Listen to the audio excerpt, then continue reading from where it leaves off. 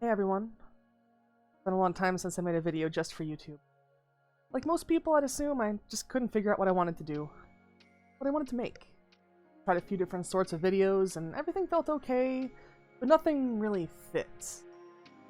Thankfully, this new year changed all of that, and I'd like to explain why, before just hitting you all with radically different content than before. And don't worry, these changes are only related to videos. Streams will stay chill, and if you want to hear me when I'm not fired up about something, you're always welcome there, as long as you're willing to be polite. For the past few years of my life, 2015 or 2016, I noticed a stark change in the people around me. People I knew for years.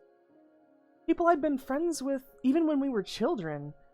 It was slow, steady, incremental, as if someone moved a piece of furniture in your house by just 1 millimeter every day. You pass by it and something's off, but what? Maybe it's just you. Ignore it.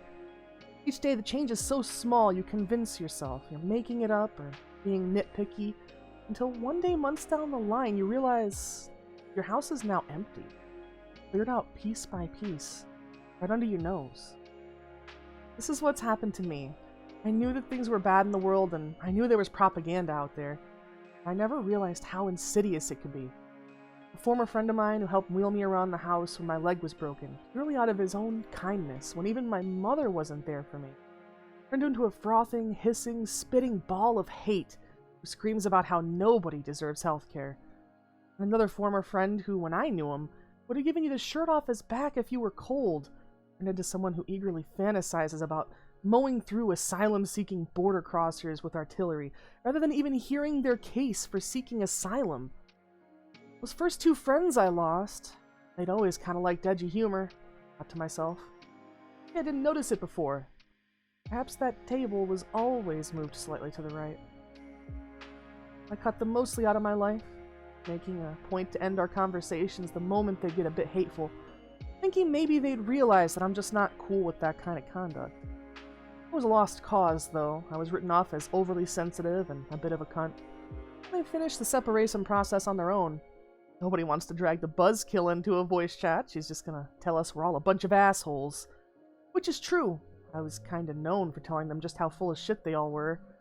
In fact, it used to be something they prized me for. Till one day, the propaganda finished convincing them that walking incubators, aka women, were simply not to be listened to. Those tables moved so far, they moved themselves out of my house and into a dumpster. Even so, it took many more years for the other shoe to fall. Final friend to be lost. Someone I was much closer with than the other two. Someone I'd been through most of school with. We protected each other from bullies. He'd always been a social outcast, jealous of those more popular than him, but he'd never been outright hateful towards people who hadn't directly done anything. He was the oldest friend with the most seniority, the highest level of tenure. I thought he could get away with anything and I'd still count him as a friend. He had the pass, and he immolated it. He lit it in fire and danced a jig in front of me while it burned. As this person who grew and was now a man, 32 years old, same age as me, proceeded to tell me how much the genitals and fertility of school children matters to him. As he tells me he learned these concerns from a popular content creator who debates the legality of the age of consent, and then tries to hide the resulting video logs from the net when they call him out for being an absolute creep. Then he continues to say he doesn't even usually look up the claims of that creator because they have such a history of getting it right. I was brain broken. I had grown up with this person. He was so polite, so shy, so worried about upsetting others back then. When he visited and we'd hang out to play video games, he'd try to hide his hunger or thirst so I wouldn't be bothered getting up to get him something, no matter how many times I'd tell him it was no trouble at all. To hear these words coming out of him turned my stomach. I reacted in a knee-jerk manner, which I do regret, but only because I insulted him. I shouldn't have done that, but I was right to cut him out, and I let him know exactly why. If he's so concerned with the fertility of children, I am obligated to cut him off, to protect my potential kids from him. I can't maintain ties with someone who uncritically accepts arguments to lower the age of consent and remove healthcare choices from people. About our argument, I kept asking why he cared. He'd always been so in his own head, so caught up in his own projects, whether game design or whatever. Why, suddenly, did he decide everyone else's kids and healthcare choices were his business? He went on this rant about cultural rot and decay, the damage happening to our society, the way our education system is poisoning the minds of children. And these talking points all seemed familiar. In fact, they were familiar to me, in ways I absolutely did not expect. And most of you won't know this, but I watch a lot of content about current news, events, and politics in my free time. And this rhetoric, it's the same stuff the content creators I watch take down point by point. It's the same stuff that I myself sunk into in my teenage years. The stuff that I had to drag myself away from bit by bit, because I realized how hateful it was making me, not only to others, but inwardly to myself. This realization motivated me in a way I haven't been in years. I knew what I had to do. I had to do everything I can to speak against these hateful ideas that cause division and violence. I need to try to prevent other people from losing their friends. And I need to now, because I don't know how much longer I'll be able to. We're already at a point in the country I live in where I am scared to leave the house every day, and terrified of ever going to the hospital. Not only because of the bills, but because if I'm 1 second pregnant, they'll just keep me plugged in as an incubator while I suffer and die in pain. But I need to not let my fear scare me into silence. As scared as I am, there are others far more threatened by this world. Younger people, kids, people the media is actively targeting and lying about, children and young adults who've barely begun to find their own footing in the world, being scorned, debated, and discussed by people more than twice their age, as if they're nothing more than livestock. I need to speak out for the people who are even more scared than I am, who can't take the risk.